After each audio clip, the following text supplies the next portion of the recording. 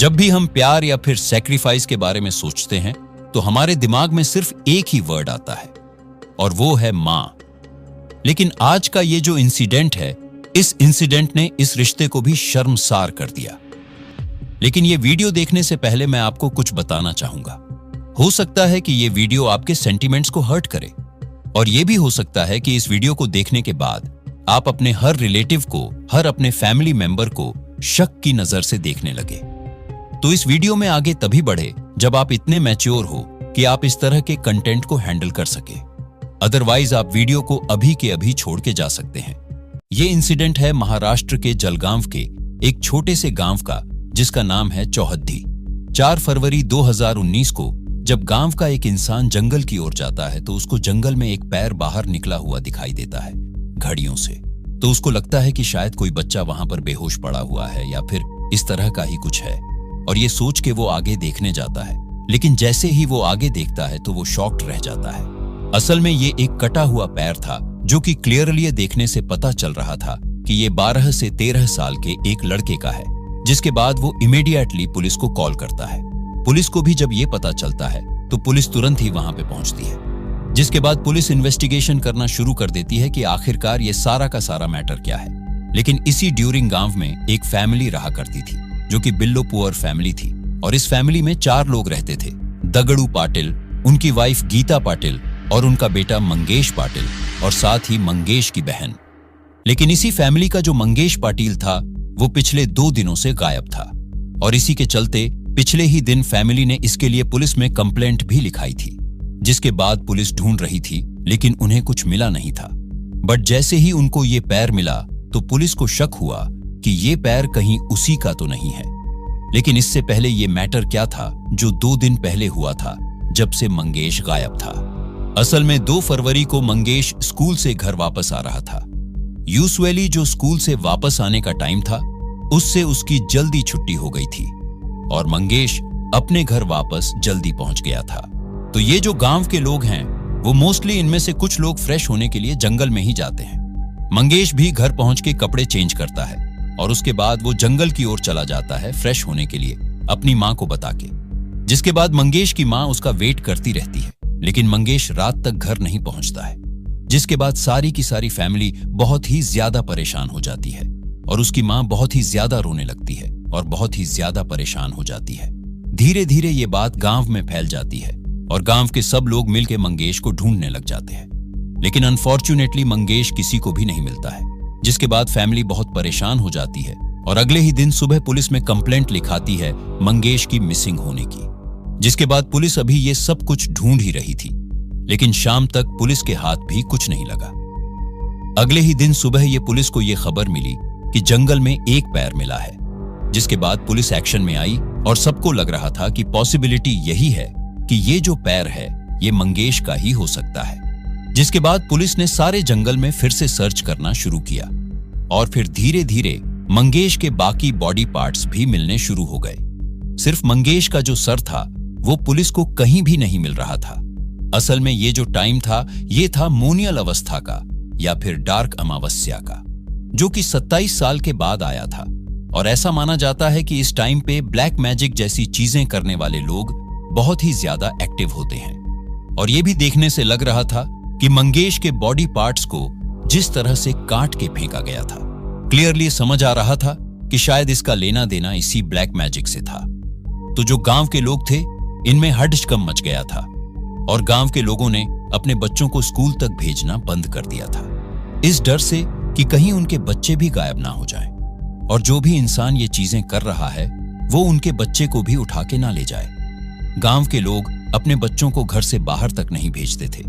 अब क्योंकि ये सारा का सारा मैटर इतना सीरियस हो गया था तो पुलिस वालों ने भी इस मैटर को बहुत ही ज्यादा सीरियसली लिया था और इस सारे के सारे मैटर को सॉल्व करने के लिए लगभग 50 पुलिस वाले काम पे लग गए थे।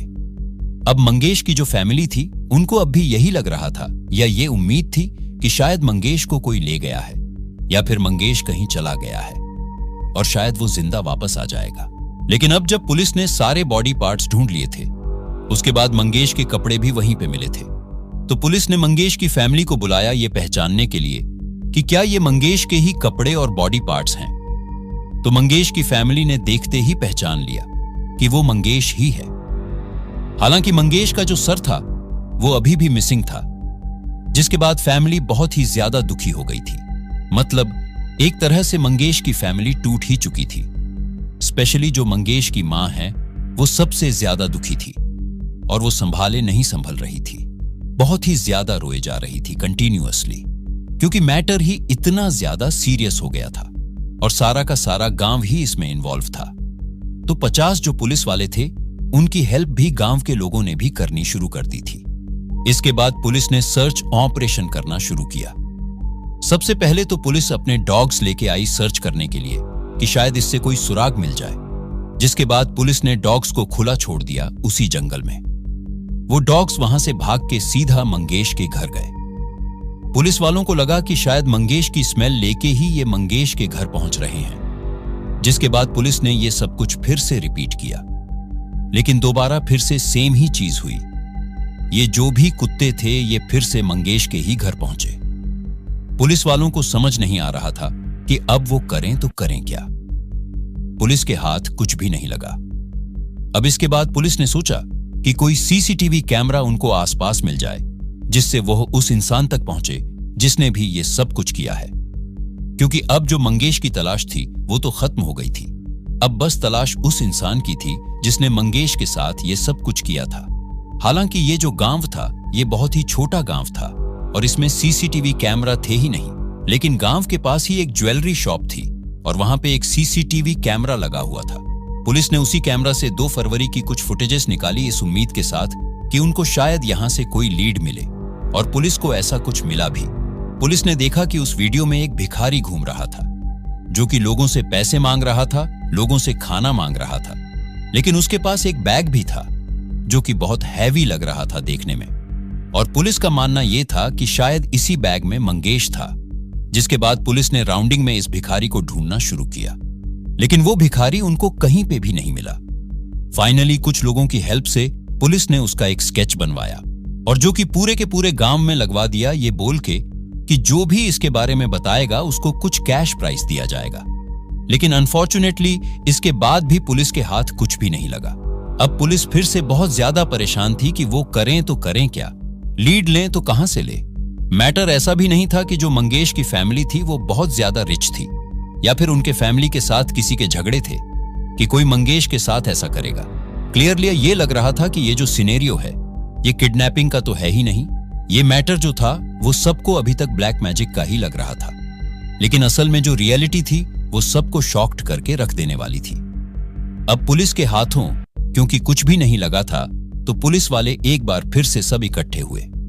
उन्होंने एक मीटिंग प्लान की जहां पे उन्होंने ये डिसाइड किया कि वो गलती कहां पे कर रहे हैं या फिर वो छोड़ कौन सी जगह रहे हैं। तो डिस्कशन में एक चीज डिसाइड हुई कि जितनी बार भी उन्होंने डॉग्स को छोड़ा तो वो मंगेश के घर ही जा रहे थे। हमने सिर्फ मंगेश के घर ही नहीं देखा, बाकी हर जगह देख लिया। तो इस बार पुलिस ने कोशिश की कि वो मंगेश के घर जाके देखें, लेकिन फिर से एक बार पुलिस अनफॉर्चुनेट थी क्योंकि मंगेश के घर भी कुछ भी नहीं था, जिसके बाद पुलिस ने मंगेश के नेबर से पूछताछ करनी शुरू की। जब नेबर से पूछा गया तो नेबर्स ने बताया कि एक लड़का है जो कि इनके घर बहुत फ्रिक्वेंटली जाता है और ये जो लड़का था इसका नाम था समाधान पाटिल। पुलिस को लगा कि शायद समाधान से कुछ लीड मिल सके। पुलिस ने फटाफट से समाधान को उठाया और पुलिस स्टेशन उसको भी पूछताछ के लिए लेके गए, लेकिन वहां पे भी मैटर कुछ और ही निकला। असल में जो मंगेश के मां और बाप हैं ये समाधान के सगे मामा और मामी लगते हैं। मतलब उसने क्लियरली बताया कि वो मेरे सगे मामा और मामी हैं, तो मैं क्यों ना उनके घर जाऊं। और ये जो समाधान पाटिल था ये भी मंगेश के ही गांव में रहता था, मतलब उन्हीं के घर से थोड़ी ही दूरी पे। तो ओबिसियस था कि उसका आना जाना एक नॉर्मल सी बात थी, लेकिन पुलिस को फिर भी कुछ फिशिंग लग रहा था। पुलिस ने वहां से भी समाधान को भेज दिया, लेकिन उन्होंने फिर भी उस पर नजर रखी, जिसके बाद एक बहुत ही शॉकिंग चीज पुलिस को पता चली। पुलिस ने काफी टाइम जब समाधान पे नजर रखी तो उन्होंने देखा समाधान यूजुअली मंगेश के घर तभी जाता था जब उसके मामा घर पे नहीं होते थे, यानी कि जब दगड़ू पाटिल घर पे नहीं होते थे और जब बच्चे भी उनके स्कूल गए होते थे। ऐसे समय पर अपनी मामी के पास जाना पुलिस को थोड़ा तो शक देता था। अब पुलिस ने यह सब कुछ असेस करने में थोड़ा और टाइम लिया, जिसके बाद पुलिस ने फिर से समाधान को उठाया और पुलिस स्टेशन ले गए पूछताछ करने के लिए। और अब पुलिस ने सच जानने के लिए झूठ का सहारा लिया। पुलिस ने समाधान से एक झूठ बोला। पुलिस ने बोला कि उनको पता चल गया है कि उसने मंगेश को किस तरह से मारा और किस तरह से उसको छुपाया, तो उनको सारा का सारा मैटर पता है। बेटर यही होगा कि समाधान अपने आप पुलिस को बता दे सब कुछ, नहीं तो उनके पास और भी काफी रास्ते हैं। जिसके बाद समाधान बहुत ही ज्यादा डर गया और उसको लगा कि शायद पुलिस को सब कुछ पता चल गया है। और इसी मूवमेंट के बाद एक बहुत ही ज्यादा शॉकिंग सच सबको पता चला। मुंह खोला तो पुलिस एकदम से शॉक्ड रह गई। उनके पैरों के नीचे से जमीन ही खिसक गई। समाधान ने बताया कि वो अपने मामा के घर बहुत ही फ्रिक्वेंटली जाता रहता था, लेकिन मोस्ट ऑफ द टाइम उसके मामा और बच्चे घर पे नहीं होते थे, सिर्फ घर पे उसकी मामी होती थी। धीरे धीरे इन दोनों में दोस्ती हो गई और उसके बाद इन्होंने कब इंटीमेट होना स्टार्ट कर दिया किसी को खुद ही पता नहीं चला। ये काफी फ्रीक्वेंट इन दोनों में होना शुरू हो गया था और इन सब चीजों को होते हुए काफी ज्यादा टाइम हो गया था। जिसके बाद समाधान का एक दोस्त है जिसका नाम राजेंद्र पाटिल है। समाधान ने उससे ये बात करते हुए शेयर किया कि वो कैसे कैसे अपनी मामी के साथ इंटीमेट होता है और उनके घर बहुत फ्रिक्वेंटली जाता रहता है। समाधान ने राजेंद्र को सब कुछ बताया, जो कुछ भी उनके साथ में होता था, बहुत ही एक्सप्लेन करके। जिसके बाद जो राजेंद्र था वो भी क्यूरियस हो गया इस चीज के लिए और उसने एक डिमांड रखी समाधान के आगे। उसने समाधान को बोला कि मैं भी चाहता हूं तुम्हारी मामी के साथ इंटीमेट होना, अगर पॉसिबिलिटी हो तो। और समाधान भी इस बात के लिए झट से राजी हो गया। उसने राजेंद्र को बस ये बताया कि वो एक बारी अपनी मामी से पूछेगा। जब उसने अपनी मामी से पूछा तो उसकी मामी भी इस चीज के लिए रेडी हो गई। बस अब जो सिलसिला था वो शुरू हो गया। कभी राजेंद्र और समाधान दोनों इकट्ठे जाते तो कभी बारी बारी से। सब नॉर्मल ही चल रहा था जैसा इन सब का प्लान था, लेकिन 2 फरवरी को एक ट्विस्ट आया जब मंगेश टाइम से पहले अपने घर पहुंच गया। जिसके बाद जैसा मैंने आपको बताया कि वो फ्रेश होने जंगल की ओर गया और जैसे ही वो जंगल की तरफ गया वैसे ही राजेंद्र पाटिल गीताबाई से मिलने पहुंच गया। और इन दोनों को ध्यान भी नहीं था कि मंगेश वापस आ गया है और वो थोड़ी ही देर में जंगल से भी वापस आ जाएगा। इन्होंने दरवाजा सिर्फ नॉर्मली बंद किया और अंदर इन्होंने इंटीमेट होना शुरू कर दिया। अब इसके थोड़ी ही देर बाद मंगेश घर वापस आया। वापस आते ही उसने दरवाजा खोला और जो उसने देखा वो देख के ही वो शॉक्ड रह गया। इससे पहले ये तीनों कुछ प्रोसेस कर पाए, राजेंद्र ने पास ही पड़ा एक डंडा उठाया और मंगेश के सर पे मार दिया जोर से, जिसके बाद मंगेश की वहीं पे डेथ हो गई। अब मंगेश की जान जा चुकी थी, लेकिन इनको समझ नहीं आ रहा था कि वो बॉडी को डिस्पोज कैसे करें।